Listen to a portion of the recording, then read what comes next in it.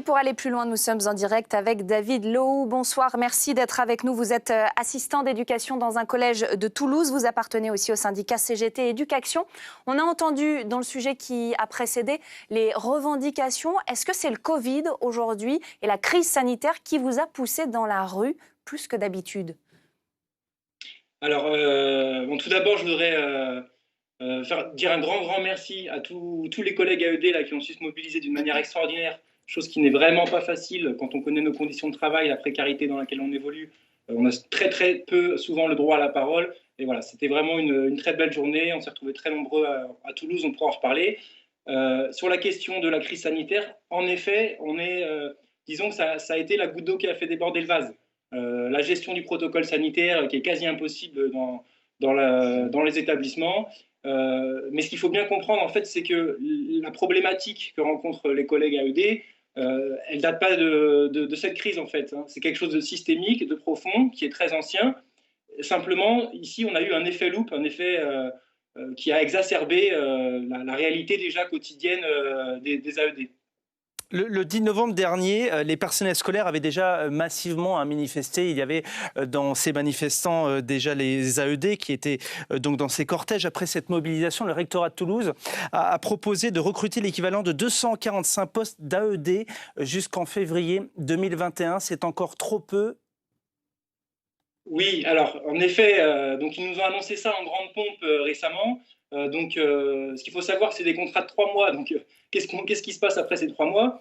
Et l'autre, ce qu'on peut se dire également, c'est que ce qu'on voit en fait là, de ces dernières semaines, ces derniers mois, c'est qu'il y a beaucoup de collègues AED qui n'en peuvent plus, qui sont à bout, qui soit démissionnent très clairement parce qu'ils se rendent compte que c'est pas du tout ce qu'ils pensaient faire quand ils ont postulé, et d'autre part, ou alors qu'ils se mettent en arrêt.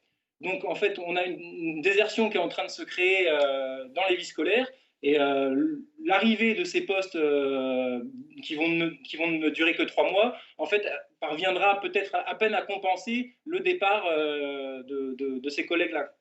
Donc, c'est sûrement pas, en tout cas, une réponse à la hauteur des besoins et des enjeux. David Lohou, qu'est-ce que vous demandez en priorité aujourd'hui ? Est-ce que ce sont des moyens humains ? Est-ce que c'est une revalorisation de votre salaire ? Est-ce que c'est un changement de contrat ? Alors, c'est un petit peu tout ça, en fait. Hein.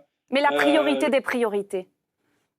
Écoutez, la priorité, si vous voulez, la précarité est telle, nos conditions de travail sont telles que je ne peux pas choisir une mesure parmi celles-ci qui soit prioritaire. À la fois, nous, on défend la titularisation, on est dans la fonction publique, on est des oubliés de cette fonction publique, il n'y a pas de raison qu'on ne soit pas titularisé. L'augmentation des salaires, évidemment, par rapport aux quotas horaires qu'on réalise, puisque voilà, on est dans une précarité qui est réelle. On peut parler aussi de la prime, que dans les établissements REPREP+, en éducation prioritaire, qu'on est grosso modo les seuls parmi l'ensemble des personnels de ces établissements-là à ne pas toucher. Et ça, c'est proprement scandaleux, alors qu'on est les premiers de cordée, en première ligne pour traiter les problématiques dans ces établissements-là. Et puis aussi, on peut parler de l'accès à la formation, de la reconnaissance de l'expérience qu'on acquiert quand on fait ce travail-là et qui n'est pas du tout reconnu à l'heure actuelle. Merci infiniment David Lohou d'avoir répondu à nos questions en direct dans le 17-19 de France Info. Toujours plus de répression.